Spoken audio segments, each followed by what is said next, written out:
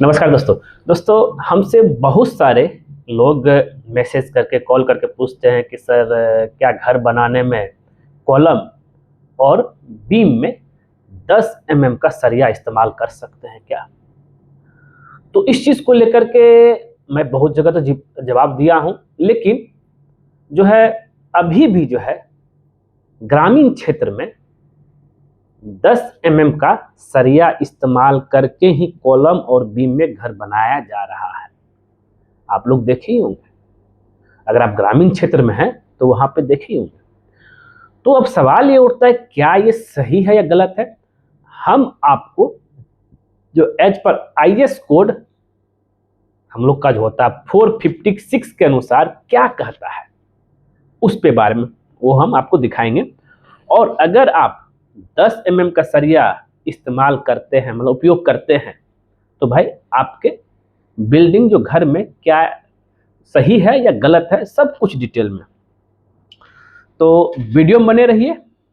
और जैसा कि आप यहाँ पे देख रहे हैं कि यहाँ पे कॉलम में जो है 10 mm का सरिया इस्तेमाल हुआ और बीम में भी जो है 10 mm का सरिया इस्तेमाल हो रहा है। ठीक, अब इसी चीज़ को लेकर हम चर्चा करेंगे कि भाई ये सही है या गलत है। तो जरा यहाँ पे देखिए, पहले हम वीडियो देख लेते हैं, जिससे क्या है कि आप क्लियर हो जाइएगा कि हाँ कि सर वाकई में जो है ग्रामीण क्षेत्र में इस तरह का चीज़ें हो रही है। देखिए यहाँ पे 10 mm का 4 गो सरिया इस्तेमाल हुआ है और बीम में भी जो है इस्तेमाल किया जा रहा है। क्या बिल्डिंग सुरक्षित है? क्या इफेक्ट पड़ सकता है इस बिल्डिंग के ऊपर, सब कुछ डिटेल के साथ हम बात करेंगे। चलते हैं। अब हम यहाँ जो बात कर रहे थे 10 mm के सरिया को लेकर के जो है, सबसे पहले हम ये जान लेते हैं हमारा IS कोड 456 जो है, माफी चाहता हूं कहां दब गया। IS कोड 456 क्या कहता है, उसके अनुसार जो है क्या आप पे इफेक्ट पड़ेगा आपके बिल्डिंग। IS 456 इसके अनुसार जो ये है कि अगर यहाँ पे देखेंगे, यहाँ कॉलम और बीम में क्लॉज नंबर 26.5.3 कॉलम में क्या देखेंगे, तो इसमें जो लिखा हुआ है कि भाई यहाँ देखिए, the bar shall not be less than 12 mm in diameter। Same इसी तरीके से बीम में भी सेम ऐसे ही मेंशन है, मतलब कि कॉलम हो चाहे बीम हो, उसका सरिया 12 mm से नीचे बिल्कुल नहीं होना चाहिए। ये कहना है किसका, आपका IS कोड 456/2000 के अनुसार। पेज नंबर आप इसका 46 है शायद, और क्लॉज तो हम आपको बता ही दिए हैं, आप एक बार चेक कर सकते हैं। ठीक है, अब बात यहां करते हैं कि ठीक है, अगर आप उपयोग करते हैं कॉलम, जरा समझिएगा, if 12 mm steel used in column and beam, क्या इफेक्ट पड़ेगा। अब इसका हम जवाब देंगे। सबसे पहले जान लेते हैं कि ये जो है आपका,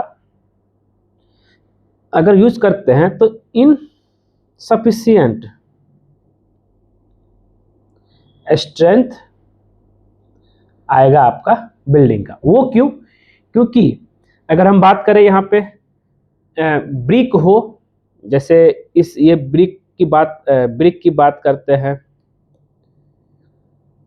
ब्रिक, फर्श और जो भी तरह के फर्नीचर का जो वजन है यही उठाएगा बीम ही। तो प्लिंथ बीम हो चाहे आपका लटक बीम हो चाहे, तो ये सब का लोड जो है डेड लोड कहा जाए, और कुछ लाइव लोड भी आएगा। अगर 10 mm का इस्तेमाल कर लेते हैं हम सरिया, तो इस सिचुएशन में ये सफिशिएंट नहीं है इसको लोड कैरिंग करने में, जिससे क्या है कि भाई आपका बिल्डिंग क्रैक हो सकता है। दूसरा की बात कर लेते हैं।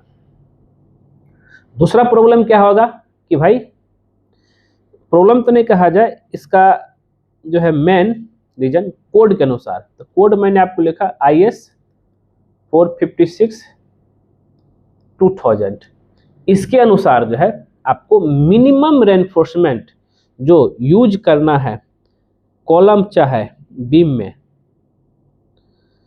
तो ये 12 mm का ही इस्तेमाल करना है। मैंने आपको दिखा भी दिया। तीसरा, अब लोड ऑन प्लिंथ की बात करते हैं। प्लिंथ के ऊपर क्या लोड आएगा?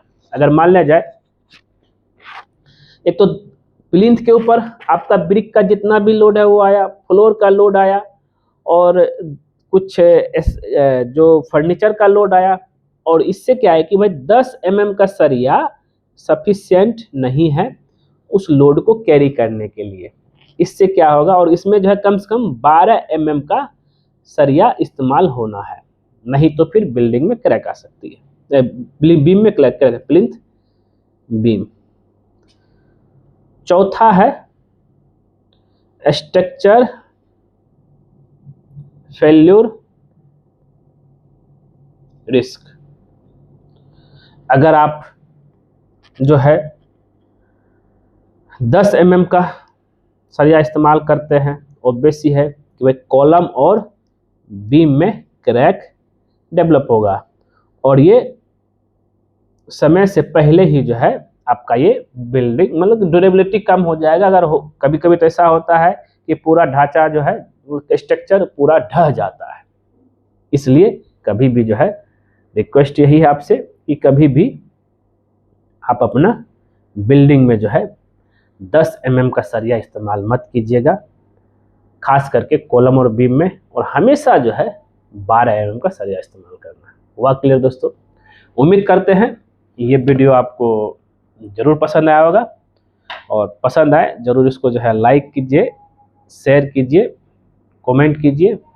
मिलते हैं आपसे नेक्स्ट वीडियो में कुछ नई टॉपिक के साथ, और ऐसे ही जो है कुछ कुछ जो आप लोग जो क्वेश्चन पूछते हैं उससे रिलेटेड मैं वीडियो बना देता हूं, जिससे ये कि सबको समझ में आए। ये क्वेश्चन जनरल होता है।